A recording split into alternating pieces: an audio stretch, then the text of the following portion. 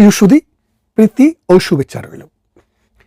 আজকে যে বিষয়টি নিয়ে কথা বলতে চাই সেটি হচ্ছে, আপনারা জানেন সাম্প্রতিক সময়ে গতকাল 25শে ডিসেম্বর ক্রিসমাস ডেতে তারেক রহমান সাহেব, যিনি বর্তমানে আওয়ামী লীগের অ্যাবসেন্সে বাংলাদেশের সবচাইতে বেশি মানুষের যে সংগঠন, সেই সংগঠনটি বাংলাদেশ জাতীয়তাবাদী দল অর্থাৎ বিএনপির ডিফ্যাক্টো প্রধান। যেহেতু বেগম খালেদা জিয়া প্রধান হলেও তিনি অনেকটা কোমার মধ্যে হসপিটালে আছেন, সুতরাং এই সময়ে দলের নীতি নির্ধারণ, দল পরিচালনা এবং দলের টপম্যান হিসেবে তারেক রহমান সাহেবের শীর্ষে আছেন।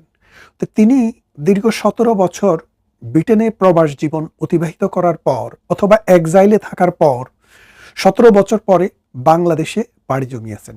বাংলাদেশে গিয়ে তিনি 30 ফিটে একটি বক্তৃতাও দিয়েছেন। সেই বক্তৃতায় তিনি মার্টিন লুথার কিং এর সাথে মিল রেখে বলেছিলেন যে তার একটি প্ল্যান আছে।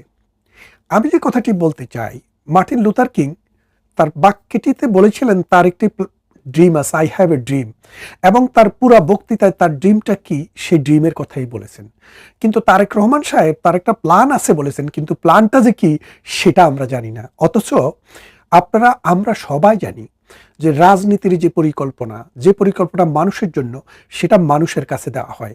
মানুষের সেখানে আলোচনা হয়, সমালোচনা হয়, পরিবর্তন হয়, সংশোধন হয়, পরিমার্জন হয়, তারপর সেটা কার্যকরী হয়।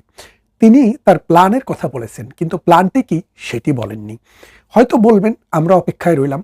তবে যে বিষয়টি নিয়ে আজকে মূলত কথা বলতে চাই, সে বিষয়টি হচ্ছে, তারেক রহমান যদি 2026 সালের ফেব্রুয়ারি মাসের 12 তারিখে যে নির্বাচনটি শিডিউল আছে, সেই শিডিউল মতো যদি নির্বাচনটি হয়, সেই নির্বাচনে যদি বিএনপি সংখ্যাগরিষ্ঠ দল হিসেবে বেরিয়ে আসে, যেটার সম্ভাবনা খুবই হাই, এবং বেরিয়ে আসার পর তিনি যদি সরকারের প্রধান হন, তিনি যদি হেড অফ অ্যাডমিনিস্ট্রেশন বাংলাদেশের হন, তিনি যদি বাংলাদেশের প্রধানমন্ত্রী হন, তাহলে তার দুইটা নীতি খুবই ইম্পর্টেন্ট। একটি নীতি হচ্ছে বাংলাদেশ নীতি, আরেকটি নীতি হচ্ছে বাংলাদেশের যে সবচেয়ে বড় প্রতিবেশী, যারা 4000 মাইল জুড়ে, 4000 কিলোমিটার জুড়ে আমাদের সীমানাকে বেষ্টন করে আছেন, সেই ভারতের সাথে ভারতের দ্বিপাক্ষিক নীতিটা কি হবে। এই দুইটি বিষয় খুবই গুরুত্বপূর্ণ। তো আমি প্রথমে ভারত নীতির কথাটা বলতে চাই। কেন ভারত নীতির কথাটা বলতে চাই? যে ভারত নীতিটা হচ্ছে বাহিরের সাথে ভেতরের, আর ভেতরের নীতি তো সবাই মিলে করবে না। এখন ভারতের সাথে বিএনপির অতীতের সম্পর্কটা অনেকটা জিয়াউর রহমানের আমলে কিন্তু ভালো সম্পর্ক ছিল। ইভেন প্রধানমন্ত্রী শেখ হাসিনার, খালেদা জিয়ার প্রথম অংশ অর্থাৎ 2014 সাল থেকে 2014 সাল নয়, 1991 সাল থেকে 96 এর যে সময়, ওই সময়ে কিন্তু ভালো সম্পর্কই ছিল বলে আমরা দেখেছি। কিন্তু 2001 সালে 4 দলীয় জোট জামায়াতে ইসলামীকে নিয়ে যখন ক্ষমতায় আসে, তখন কিন্তু ভারত বিরোধী অনেকগুলো ষড়যন্ত্রের সাথে, ভারত বিরোধী অনেকগুলো কর্মকাণ্ডের সাথে বিএনপি একাকার হয়ে গেছিল। বিশেষ করে 10টা অস্ত্র মামলা, অনুপ চেটিয়া এবং পরেশ বড়ুয়াকে বাংলাদেশের ভেতরে ভারতের বিরুদ্ধে সংগ্রাম করতে দেওয়া, এই বিষয়গুলো কিন্তু একদম চোখে দেখা গিয়েছে, যার ফলে ভারত কিন্তু শেষ পর্যন্ত বিএনপির বিরুদ্ধে সোচ্চার ছিল। অর্থাৎ বাংলাদেশের ভূখণ্ডকে ব্যবহার করে বন্ধুপ্রতিম ভারতে বিচ্ছিন্নতাবাদী আন্দোলন, সহিংস আন্দোলন, সংগ্রাম চালানোর জন্য বাংলাদেশ সহযোগিতা করেছে। সেই সহযোগিতাটি কি খালেদা জিয়া করেছেন, নাকি তারেক জিয়া করেছেন, নাকি তাদের সাথে থাকা জামাত ইসলামী করেছেন, সেটা আমরা কখনো নিশ্চিত হইতে পারিনি। সে নিশ্চিত করা সেই ঘটনাটা কারা ঘটিয়েছে, কি ঘটিয়েছে, 17 বছর পরে আমরা দেখলাম সেই মামলাটি খারিজ হয়ে গেছে। তো এখন এই মামলাটি, অর্থাৎ 21শে আগস্টে যে একটি গ্রেনেড হামলা হয়েছিল, সেই মামলাটিও খারিজ হয়ে গেছে। এখন এই মামলাটি খারিজ হয়ে গেলেও ঘটনাটি তো সত্যি। তো তত্ত্বাবধায়ক সরকার বা অন্তর্বর্তীকালীন সরকার, ইউনূসের অবৈধ সরকার, ইউনূসের মবের সরকার, ইউনূসের জঙ্গিবাদী সরকার এটার কোনো বিচার করেনি। তা এখন তারেক রহমান যখন ক্ষমতায় আসবেন, তাকে কিন্তু সেই বিচারটা করতে হবে, কারণ এটা হচ্ছে মানবতার দায়। রুল অফ লকে আপনি আপহেল করবেন কিনা সে দায়। আমি শুনতে চেয়েছিলাম তারেক রহমানের কাছে তিনি মবের বিরুদ্ধে কথা বলবেন, তিনি রুল অফ ল এর পক্ষে কথা বলবেন, তিনি বন্ধুপ্রতিম দুইটি রাষ্ট্রের সমান্তরালভাবে নিজেদের স্বাধীন সার্বভৌম কাঠামোর ভেতরে বন্ধুত্বপূর্ণভাবে চলবেন। বাংলাদেশের ঐতিহাসিকভাবে তার বাবা ভারতে আশ্রয় নিয়েছিলেন 1971 সালে, সেখানে ট্রেনিং নিয়েছিলেন, সেখান থেকে এসে বাংলাদেশে যুদ্ধ করে স্বাধীন করেছিলেন। সেই দেশটির সম্পর্কে তার একটা মিনিমাম অ্যাড্রেসিং থাকবে, কিন্তু সেটা থাকেনি।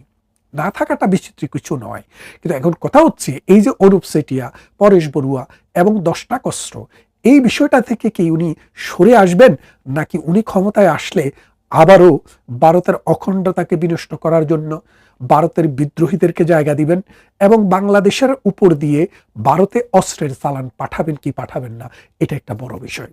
আমরা সাম্প্রতিক সময়ে বিএনপিকে যারা গত 17 বছরে সার্ভিস দিয়েছে, জামাতে ইসলামীকে যারা সার্ভিস দিয়েছে, সেই গোষ্ঠীদের দুইজনের একজন হলো ওই যে আমাদের মোফাজ্জেল ভাই বলে যে ইল্লু এবং পিঙ্কু, তারা কিন্তু বলতে শুরু করেছেন, তারা বলেছেন যে তারেক রহমানের ভারতের সাথে একটি সমঝোতা হয়েছে, আওয়ামী লীগের সাথে সমঝোতা হয়েছে কিনা তারা কনফার্ম করতে পারেননি। আমরা বলতে চাই আওয়ামী লীগের সাথে কোনো সমঝোতার ইস্যু নেই। বাংলাদেশ স্বাধীন দেশ, এই দেশের আওয়ামী লীগও একটি দল, বিএনপিও একটি দল, কিন্তু ভারত একটি বিদেশি শক্তি। যেহেতু বর্তমান সরকার যেটি ক্ষমতায় আছে এদের প্রভু হচ্ছে বিদেশে, কারণ আমেরিকা, ভারত, ব্রিটেন অথবা অন্যান্য আরো কোনো দেশ, পাকিস্তান। এখন এই জন্যই বিদেশিদের সাথে সম্পর্কটা খুবই গুরুত্বপূর্ণভাবে দেখা দিয়েছে। এখন বাংলাদেশে সাম্প্রতিক সময়ে ডক্টর ইউনূস ক্ষমতায় নেওয়ার পর প্রথম দিকে যারা ভেবেছিলেন ছাত্র জনতার অভ্যুত্থান, এটা কিন্তু তারা আস্তে আস্তে বুঝতে শুরু করেছেন যে না, এটা সাম্প্রদায়িক একটা শক্তির অভ্যুত্থান। পাকিস্তানের মন্ত্রী, এমপি, আর্মি, নৌবাহিনী প্রতি সপ্তাহে সপ্তাহে বাংলাদেশে এসছে এবং পাকিস্তানকে বিনা ভিসায় বাংলাদেশে আসার পারমিশন দেওয়া হচ্ছে।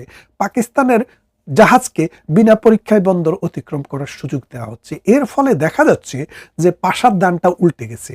যেই বাংলাদেশ পূর্বমুখী সেটা এখন পশ্চিমমুখী হবে। এখন যেই বাংলাদেশ পশ্চিমমুখী সেটা পূর্বমুখী হবে নাকি উত্তরমুখী না দক্ষিণমুখী হবে, সেটা দেখার একটা বিষয় রয়েছে। এখন আজকের বাংলাদেশের যে অবস্থা, 3 দিক থেকে ঘিরে থাকা ভারতবর্ষ, এই ভারতবর্ষের সাথে বাংলাদেশের রাজনৈতিক নেতৃত্ব যারা রাষ্ট্র পরিচালনা করেন তাদের সম্পর্কের সীমারেখার উপরে ভিত্তি করে এই দেশের সুস্থতা, এই দেশের উন্নয়ন এবং এই দেশের অগ্রযাত্রা। কারণ আমরা দেখেছি গতকালও আমাদের যে উপদেষ্টা, যিনি অর্থনৈতিক উপদেষ্টা, তিনি বলেছেন যে ভারত থেকে 50 লক্ষ মেট্রিক টন চাল আমদানি করবেন। সাংবাদিকেরা জিজ্ঞেস করলেন যে ভারত বিরোধিতার এই যুগে, এই মৌলবাদীদের এই আস্ফালনের যুগে ভারত থেকে কেন আনা হবে? তিনি বললেন যে প্রতি কেজিতে 10 টাকা কম। ভিয়েতনাম থেকে আনতে গেলে 10 টাকা বেশি পড়ে, ভারত থেকে আনতে গেলে 10 টাকা কম পড়ে। এই অর্থনীতিবিদ নিজে যে কথাটি বলেছেন এটি একটি স্বচ্ছ কথা। আমরা বহুবার বলে এসেছি ভারতের সাথে আমাদের যে 8 থেকে 10 বিলিয়নের যে ট্রেড, এই ট্রেডিংটা বাংলাদেশিরা করে শুধুমাত্র ভারতের কাছ থেকে কম দামে পাওয়া যায় বলে।